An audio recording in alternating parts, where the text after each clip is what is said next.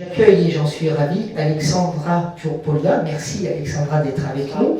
Vous avez 3 marques, on va y revenir dans un instant. Le charbon actif français, Bijin et Takesumi. Exactement. Ça se dit comme ça. Takesumi. Takesumi. C'est le mot japonais. Il y a une ambiance zen, de sérénité, il y a de l'espace.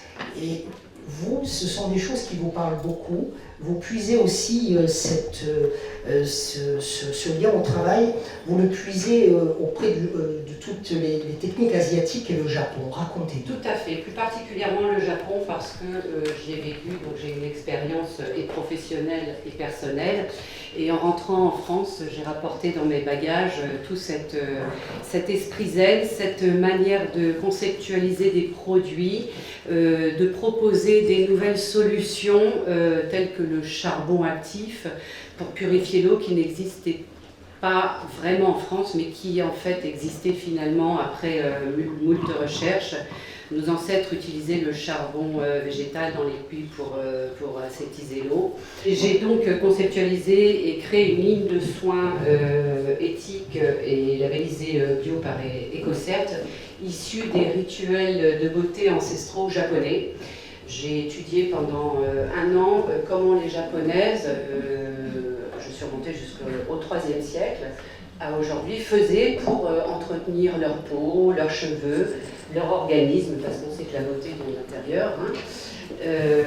Et j'ai donc trouvé les ingrédients japonais que certains connaissent, comme le matcha et le yuzu, que j'ai pu intégrer dans les soins qui ont un effet sur l'organisme et la peau. Et c'est pour cette raison que vous avez créé donc la marque Bijin. Tout à fait. Et Bijin, en fait, c'est un mot japonais qui signifie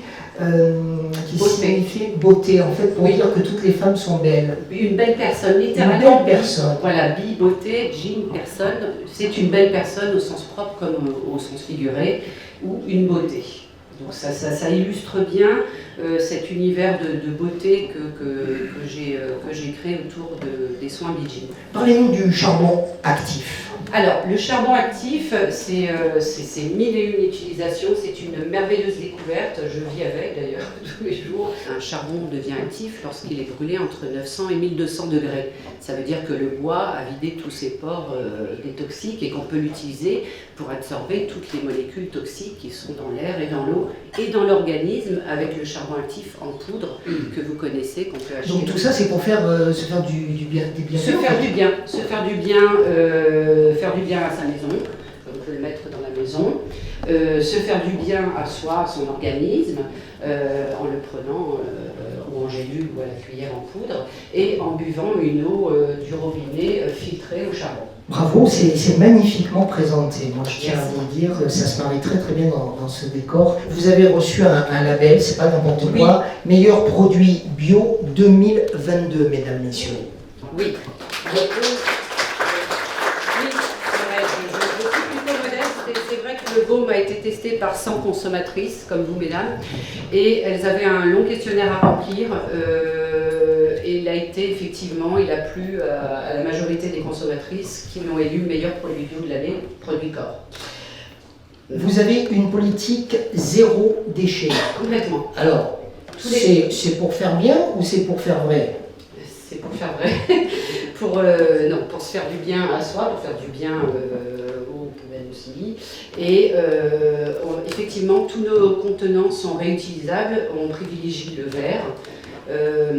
Les boîtes, en fait, l'étiquette n'est pas collée ni comment on appelle ça, imprimée sur la boîte. On peut réutiliser la boîte. Le petit nœud, on peut le mettre dans les cheveux. Le charbon, non, mais c'est très important parce qu'on dit toujours politique zéro déchet, tout ça. Bon, bio, ça fait bien d'en parler, mais vous le vivez, vous l'organisez, puis vous nous expliquez surtout comment vous le faites. Oui, et même en interne, dans nos expéditions, on recycle les cartons de nos fournisseurs. On ne jette rien. On recycle le papier bulle, les cartons de nos fournisseurs pour éviter l'achat de nouveaux cartons et éviter d'accumuler les déchets, même dans nos gestes de quotidien. On parle des points de vente parce qu'il y en a plus de 150 pour le charbon actif. On est à 1500 en France, en Belgique et un petit peu en Suisse, au Luxembourg. Des revendeurs principalement acteurs du bio. du vrac, les magasins de vrac, des concept stores et quelques pharmacies. Vous allez encore vous déployer? Oui, nous sommes en train de nous déployer un petit peu plus. On repousse un peu les frontières. On s'installe un petit peu en dehors de la France. Oui.